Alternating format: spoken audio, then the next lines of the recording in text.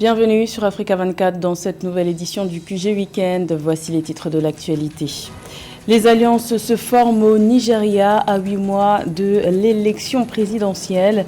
Le principal opposant et candidat du Parti démocratique populaire, Atiku Abubakar, a choisi son colistier en la personne d'Arthur Okowa, un choix stratégique que nous décrypterons dans cette édition. La vision d'un marché régional intégré de l'électricité dans les pays de la CEDEAO commence à se concrétiser. L'organisation sous-régionale ouest-africaine assure que les 14 pays de la zone seront interconnectés d'ici fin 2022 contre 9 actuellement.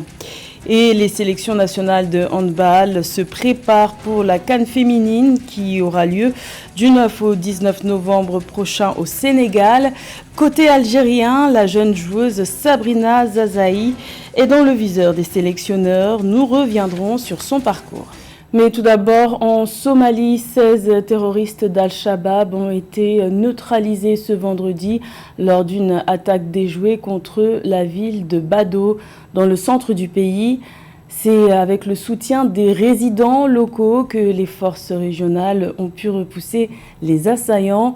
Des témoins ont déclaré qu'Al-Shabaab avait commencé son offensive en faisant exploser plusieurs engins explosifs improvisés embarqués sur des véhicules visant le village et les forces de sécurité.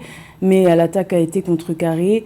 Notons cependant que malgré l'intensification des opérations de sécurité des forces gouvernementales somaliennes à travers le pays, Al-Shabaab continue de contrôler certaines parties des zones rurales du sud et du centre de la Somalie. Stratégie et alliance se forment au Nigeria à 8 mois de l'élection présidentielle de février 2023 dont l'issue reste ouverte. L'actuel président Muhammadu Buhari arrive au terme de son deuxième et dernier mandat. Le principal candidat de l'opposition, Atiku Abubakar, a choisi son colistier. Il s'agit d'Arthur Okowa, le gouverneur de l'État du Delta dans le sud-est du pays. Un sujet de la rédaction. Atiku Okowa, c'est le ticket du Parti démocratique populaire pour la présidentielle de 2023 au Nigeria. Le principal candidat de l'opposition a annoncé le choix de son colistier lors d'un point presse ce jeudi à Lagos. Ifeanyi Okowa, chrétien de 62 ans, est actuellement gouverneur de l'État du Delta. Il sera donc vice-président en cas de victoire. Laissez-moi vous dire que la personne que j'ai choisie en tant que colistier possède toutes ces qualités. Il représente le futur auquel la jeunesse aspire et mérite. C'est un gouverneur dévoué qui a prouvé à travers sa conduite que gouverner est avant tout être au service du peuple. Sans surprise, c'est un colistier originaire du sud du pays, majoritairement chrétien, qui a été choisi par Atiku Abubakar dans le souci de se conformer aux équilibres géopolitiques dans un pays qui compte plus de 250 groupes ethniques et où les tensions communautaires sont récurrentes. Je remercie Dieu pour ce privilège rare et j'apprécie notre porte-drapeau, son Excellence Atiku Abubakar et d'autres dirigeants de notre parti pour ce grand honneur. Je m'engage à me joindre à son Excellence Alhaji Atiku Abubakar, aux dirigeants et aux parties prenantes de notre parti et à tous les Nigérians patriotes pour sauver notre pays du précipice. Encore faudra-t-il remporter le scrutin face au All People's Congress, parti au pouvoir qui a investi l'ancien gouverneur de Lagos, Bola Tinubu, comme porte-étendard. Le Nigeria connaîtra-t-il une nouvelle alternance politique? Réponse le 25 février 2023. Également dans l'actualité au Mali, l'échéance est donnée. C'est donc à compter du 30 juin 2022 que l'engagement des éléments maliens au sein des instances du G5 Sahel prendra officiellement fin. Les autorités maliennes ont affirmé que toutes les dispositions sont en cours pour rapatrier les personnels concernés dans les délais requis. Rappelons que le 15 mai dernier, le Mali avait annoncé son retrait du G5 Sahel, force sous-régionale de lutte contre le terrorisme qui comprend la Mauritanie, le Tchad, le Burkina Faso et le Niger. Un acte pour protester le fait que la présidence tournante de l'organisation, qui devait initialement lui revenir en février dernier, ne lui ait pas été accordée. Le climat de tension persiste entre la République démocratique du Congo et le Rwanda. Un échange de tirs entre des soldats des deux camps a eu lieu ce 17 juin dans la ville de Goma, au poste appelé Petite Barrière, à la frontière entre les deux pays. Au moins un soldat congolais a été tué. Le bilan est encore incertain, mais Kigali, qui plaide la légitime défense dans ce qu'il qualifie d'incident, affirme que 2 soldats ont été blessés du côté rwandais, ainsi que des civils présents à la frontière. Rappelons que la République démocratique du Congo accuse le Rwanda de soutenir les rebelles du M23 qui troublent l'Est congolais, des allégations que le Rwanda dément. Les autorités congolaises suivent de près cette situation. Écoutons à ce propos le porte-parole du gouvernement congolais, Patrick Muyaya. La République démocratique du Congo est déterminée à défendre chaque centimètre carré de son territoire. Tirant les conséquences de cette situation et consécutivement à la réunion du 27 mai 2022, le Conseil supérieur de la défense a pris des mesures suivantes. 1. L'exigence faite au Rwanda de procéder au retrait immédiat de ses troupes sous couvert du groupe terroriste M23 du sol congolais. 2. La demande formulée au gouvernement de la République démocratique du Congo de suspendre tous les protocoles d'accord, accords et conventions conclus avec le Rwanda.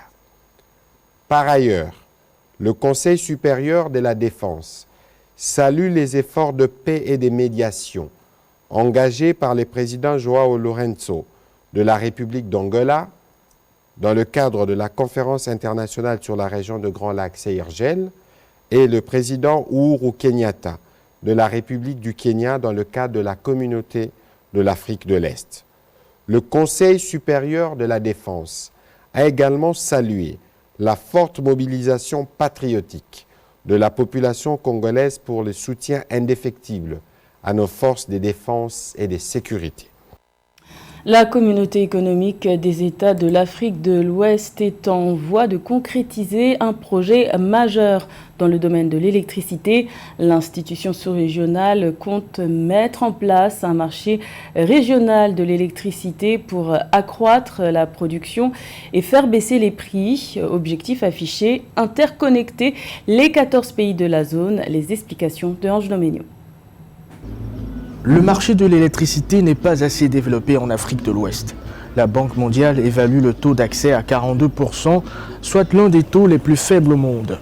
C'est également dans cette zone que le coût de l'électricité est le plus élevé comparé aux autres parties du continent. Pour remédier à ce retard, la CEDEAO compte créer un marché régional d'électricité. La stratégie qui est mise en place, c'est d'essayer d'avoir un marché régional de l'électricité. C'est-à-dire un marché où les pays qui produisent peuvent vendre et ceux qui produisent moins peuvent acheter. Ça va permettre d'accroître les investissements. Parce que si les opérateurs privés savent qu'en produisant, cette production peut être achetée, pas seulement dans le produit où c'est fait, mais un peu partout, ça donne une incitation à augmenter la production. L'interconnexion des pays est la finalité de toutes ces stratégies de développement. Jusqu'à présent, il n'y a que 9 pays de la zone qui sont interconnectés.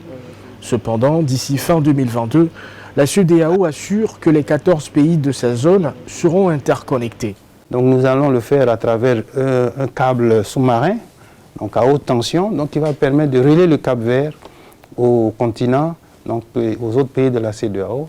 Et donc nous pourrons avoir ce marché donc, de l'énergie et qui pourra être vraiment un élément clé et essentiel parce que ça va permettre d'accroître la production, la disponibilité et de faire baisser les prix. Et ça, c'est un élément important. La vision d'un marché régional intégré de l'électricité dans les pays de la CEDEAO commence à se concrétiser grâce à un ambitieux programme de projets d'interconnexion transfrontaliers. Si les pays tirent pleinement parti de ce réseau, la part de la consommation d'électricité de la région faisant l'objet d'échanges transfrontaliers pourrait être multipliée par plus de 2 et passer de 8% aujourd'hui à environ 17% en 2030. L'or bleu est une denrée rare à Madagascar. À peine 11% des foyers ont accès à une source d'eau potable toute l'année. Pour améliorer l'accès à l'eau potable et l'assainissement, le gouvernement malgache et la Banque mondiale ont lancé le projet d'amélioration de l'accès à l'eau potable de Madagascar, une initiative évaluée à 220 millions de dollars. Les précisions de Joël Ballot. À Madagascar, seulement 11,87% des familles, pour une population estimée à 28 millions en 2020, ont accès toute l'année à une source d'eau potable. L'eau étant une denrée rare, le gouvernement malgache, soutenu par la Banque mondiale, a obtenu un financement de 220 millions de dollars pour le projet d'amélioration de l'accès à l'eau potable dans cette ville du pays. Madagascar fait face à une crise de l'eau et d'assainissement étant donné son extrême vulnérabilité aux impacts du changement climatique et aux chocs météorologiques, comme en témoignent les récents cyclones. Ce projet sera essentiel pour réduire l'exposition de la population à l'eau non potable, améliorer les installations sanitaires et l'hygiène dans le pays. Sur la grande île, 54,4% de la population au niveau national bénéficie de l'eau et 12,3% de l'assainissement. Améliorer l'accès à l'eau potable à Antananarivo, la capitale, ainsi que dans certaines villes secondaires du pays, constitue le principal objectif du gouvernement. Aussi, à travers le projet d'amélioration de l'accès à l'eau potable, les autorités malgaches entendent augmenter la production d'eau du Grand Antananarivo de 20%, reconstruire les infrastructures affectées par la série de cyclones.